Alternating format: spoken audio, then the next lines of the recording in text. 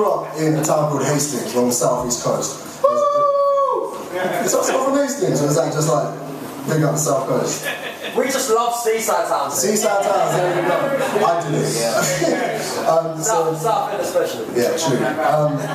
Anyway, the town where I grew up, all the way through school, I was the only one who wasn't white, and you know the school photos are a bit mad. It's just me in the middle, like the black sheep. So what I learned over time is stereotypes happen on a scale.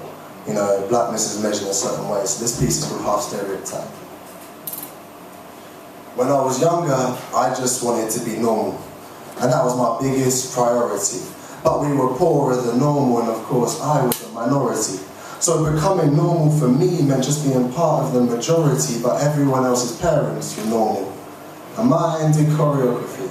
And that's wicked, I know, but in the place where I grew up, it was always harder, because when everyone spent their weekends with their parents, I was normally missing a father. My parents wanted me to do dance too, ballet or tap, but I thought to fit in, then I should probably rather want to play football in the park, or listen to Linkin Park, or pretend the other kids on the playground didn't call me half-caste, or hide in plain sight and cut my afro down low. Speak the Queen's English like everybody I know. I used to win every race on the athletics track, until I learned to run slow, because every time I won, they said the only reason you did is because you're black, and they ignore the fact I spent 10,000 hours training on that track. They called me black until I tried to rap, and then they said you're not black enough, because you speak quiet and your skin's light and you study too much.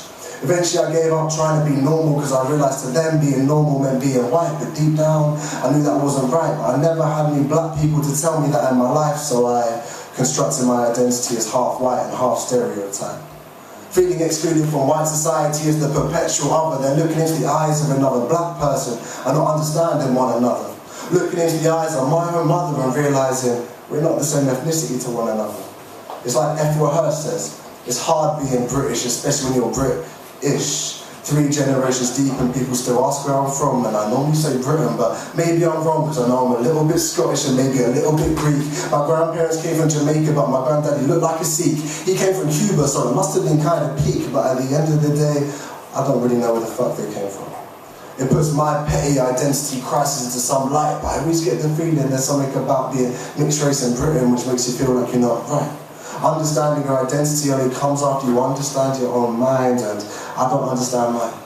That doesn't mean I'm not trying, so maybe one day I will, but until then, I've got to leave this poem half in. Thank you.